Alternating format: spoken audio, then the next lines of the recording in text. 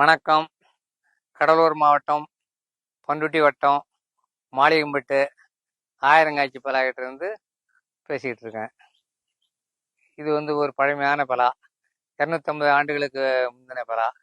எங்கள் 4வது தாத்தா வச்சிருப்பாங்கன்னு ஒரு எய்ம் இருக்குது எங்களுக்கு. இது ரொம்ப பேர் போனது. 1000 பிஞ்சு விடும். 1000 பிஞ்சை நாங்கள் அப்படியே விட மாட்டோம். ஒரு 250-300 பிஞ்சு தான் விடுவோம்.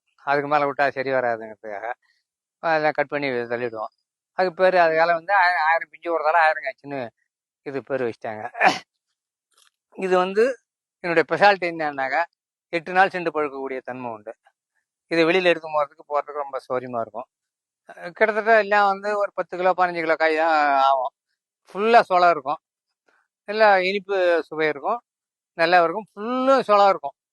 சக்கைங்கிறது அதிகமாக இருக்காது. சமையலுக்கும் நல்லது. பிரியாணி செய்கிறதுக்கு, பிஞ்சு பொரியலுக்கு, பலாக்காய் கொத்தி சமையல் பண்ணுறதுக்கு எல்லா ரகத்துக்கும் ரொம்ப ஏற்ற ரகம். இந்த மரம் எத்தனை வருஷமாங்க இருக்கு? இது 250 வருஷம் இருக்கணும் ஒரு கணக்கில் இருக்கும். அவ்வளோதான். ஒரு ஆராய்ச்சி பாலூர் பண்ணக்காரங்க இதை ஒரு 40-50 வருஷத்துக்கு முன்னே அவங்க மிஷின் கொண்டாந்து டெஸ்ட் பண்ணாங்க. அவங்க மிஷின் 150 வருஷம் தான் டெஸ்ட் பண்ணிச்சு. அதுக்கு மேலே அதை கூட்டி காட்டிடுது. அது 160 மேலே இருக்கும் அப்படின்ட்டாங்க அவங்க அப்போ. அது இப்போ 40 வருஷம் ஆகுது வச்சுங்களேன். அவங்க அப்போ இந்த ஏரியாவில் தான் பாலூர் பலா எடுத்து போனாங்க. சீடு எடுத்து போய் அவங்க பண்ணி இன்னைக்கு பண்ணிட்டு இருக்காங்க. அது எங்கள் மரத்தில் எடுத்து போனாங்க, பனிக்குண்டு மரத்து போனாங்க, இன்னும் பெரிய மரத்தில் எடுத்து போனாங்க. அதான் இன்னைக்கு பாலூர் பலான்னு அவங்க விநியோகம் பண்ணிட்டு இருக்காங்க. எல்லா சீசனுமே இந்த மரம் நல்லா காய் வைக்குமா? வருஷத்துக்கு ஒரு சீசன் தான். வருஷத்துக்கு ஒரு சீசன் தான் காய்க்கும். நல்லா காய்க்கும். இந்த தானா போயில ஒரு 2 வருஷம் காய்க்காம போயிடுது.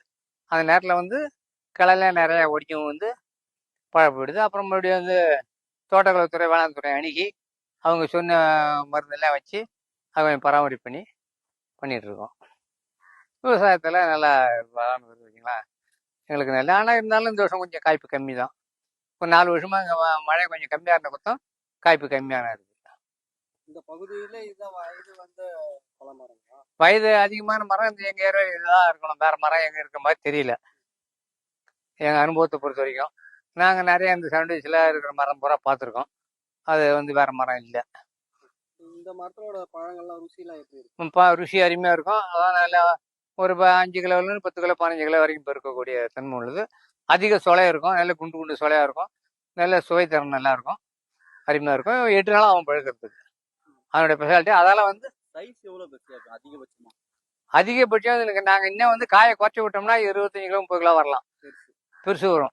காயை குறைக்கணும். நாங்கள் 200 காத்திட்டம் விடும்போது கிட்டத்தட்ட 5 கிலோலேருந்து 15 கிலோ வரைக்கும் தான் காய் வரும். காயை குறைச்சி விட பெருத்து வரும்.